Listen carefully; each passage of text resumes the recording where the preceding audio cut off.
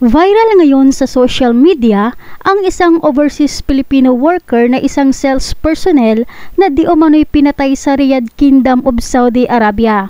Pero bago tayo magpatuloy, huwag kalimutan i-like, share, subscribe at pahit na rin ang kampana for more videos. Salamat!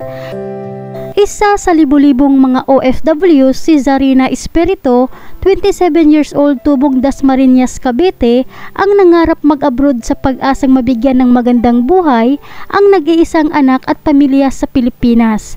Pero kabaliktaran po ang nangyari sa kanya, kagaya ng iilan nating mga kababayan OFWs na umuwing nakakahon dahil sa karumaldumal na sinapit ito sa kamay ng stockman na kanyang katrabaho. Ayon sa salaysay ng ate ng biktima, September 16, 2023, alas 8 ng gabi sa Riyadh, masaya pa umanong nag-uusap through video call ang kanyang kapatid na si Zarina at ang kanilang ina.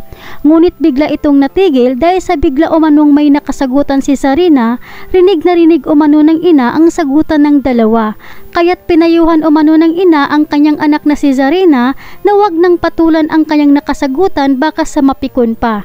Dagdag pa ng kapatid na kwento ng ina, bigla na lang umanong nag-blackout ang video call. Hindi na tumawag ulit si Zarina at hinayaan na rin ng ina sa pag-aakalang baka nag-uusap ng masinsinan ang anak nito at ang nakasagutan na pamangkin di umano ng amo ni Zarina. Kinabukasan, September 17, nakatanggap umano ng tawag ang ate ng biktima. Tinanong pa ito kung kailan huling nakausap ang kapatid na si Zarina. Sinagot ito ng ate na kaninang madaling araw magkausap kami at magkausap rin sila ng mama ko. Matapos makuha ang sagot ng kabilang linya, dito na binalita sa kapatid na patay na di umano si Zarina.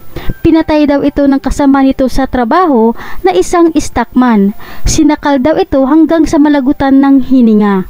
At ang nasabi umanong suspect ay pamangkin di umano ng amo ni Zarina na isang Yemen nasyonal. Kaya't nanawagan ngayon ng tulong ang pamilya Espirito kina Senator Raffy Tulfo at OWA Administrator Arnel Ignacio na sana'y matulungan silang mabigyan hustisya ang pagkamatay ni Zarina Espirito dahil hanggang ngayon ay hindi pa rin daw umuusad ang kaso at wala umanong balita ang pamilya kung ano na ang nangyari sa bangkay ni Zarina sa Riyadh, Saudi Arabia.